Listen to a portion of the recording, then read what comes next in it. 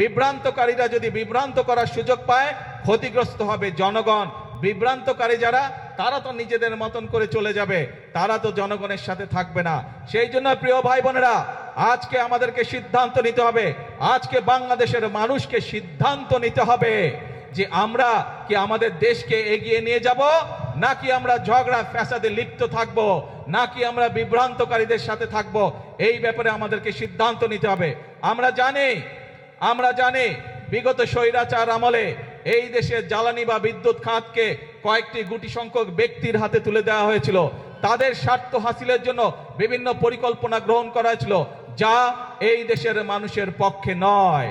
খুব স্বাভাবিকভাবে সেই জ্বালানি ব্যবস্থা বা বিদ্যুৎ ব্যবস্থা, যেটি অপরিকল্পিতভাবে যেই ব্যবস্থা গুটি কয়েক মানুষকে সুবিধা দিয়েছিল, সেটি যদি জনগণের স্বার্থে সেই পরিকল্পনা করতে হয়, স্বাভাবিকভাবে কিছু সময়ের প্রয়োজন। আমরা এরই ভিতরে তার কাজে হাত দিয়েছি। ইনশাল্লাহ সমগ্র বাংলাদেশের মানুষের সামনে আগামী 10 বছর আমাদের জ্বালানি পরিকল্পনা কি হবে, আগামী 10 বছর ইনশাল্লাহ বাংলাদেশের বিদ্যুৎ ব্যবস্থা কি হবে, সেই প্রস্তাবনা আমরা জাতীয় সংসদে উপস্থাপন করব। জাতীয় সংসদে উপস্থাপন করার মাধ্যমে আমরা পরিকল্পনা দিয়ে সেই কাজ আমরা শুরু করব, যাতে করে স্কুল কলেজ হোক, হাসপাতাল হোক, মিল কারখানা হোক, বাসা বাড়ি হোক, মানুষ ঠিকভাবে বিদ্যুৎ পেতে পারে। গাড়ি ঘোড়া সবকিছুতে, মোটরসাইকেল সবকিছুতে যাতে গ্যাস মানুষ ঠিকভাবে পেতে পারে, সেই পরিকল্পনা আমরা গ্রহণ করব।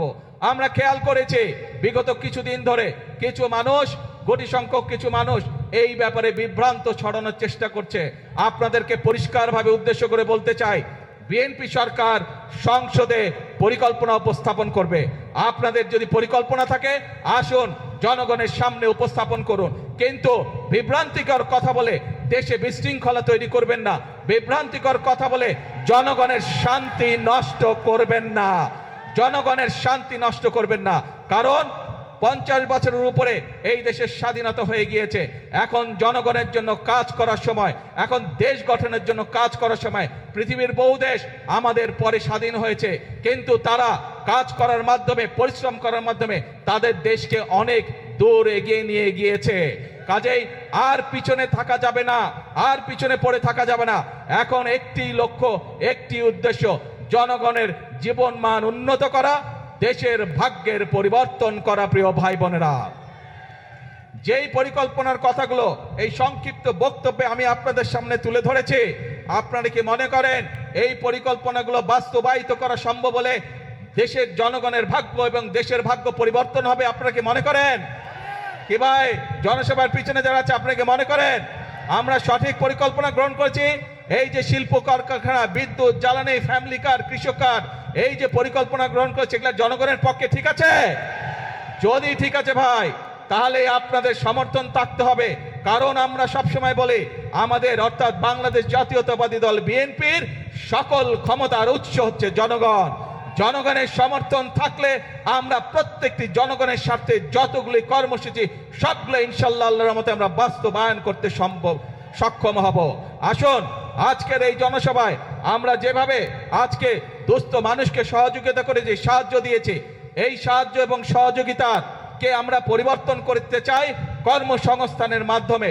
সেটি দেশের ভিতরে হোক, সেটি আমাদের তরুণ সমাজের সদস্যদেরকে বিভিন্ন প্রশিক্ষণের মাধ্যমে বিদেশে প্রেরণ করাই হোক না কেন। অর্থাৎ আমরা চাই প্রত্যেকটি বাংলাদেশের প্রত্যেকটি মানুষ, 20 কোটি মানুষের 40 কোটি হাত, প্রত্যেকটি হাত শ্রমিকের হাতে রূপান্তর করতে চাই আমরা, যাতে করে প্রত্যেকটি মানুষ দেশ গঠনে ভূমিকা রাখতে পারে, যাতে করে প্রত্যেকটি মানুষ নিজের হাতের পরিশ্রমের মাধ্যমে নিজের এবং পরিবারের ভাগ্যের পরিবর্তন করতে চায়। আমরা সেই বাংলাদেশকে গড়ে তুলতে চাই, আমরা সেই বাংলাদেশের জন্য অপেক্ষা করেছি। কিন্তু অপেক্ষা করলে, বসে থাকলে চলবে না, আমাদেরকে কাজ করতে হবে, আমাদের ফসলের উৎপাদন বৃদ্ধি করতে হবে, আমাদেরকে মিল কারখানা স্থাপনের মাধ্যমে আমাদেরকে কর্মসংস্থান এবং শিল্পের বিপ্লব আমাদেরকে ঘটাতে হবে। প্রিয় ভাই বোনেরা, আসুন আজকের এই জনসভায় আমরা সেই শপথ গ্রহণ করি, সেই প্রতিজ্ঞা গ্রহণ করি যে বাংলাদেশের মানুষ আর বিভ্রান্ত হবে না, বিভ্রান্তকারীদের কোন রকম প্ররোচনায়।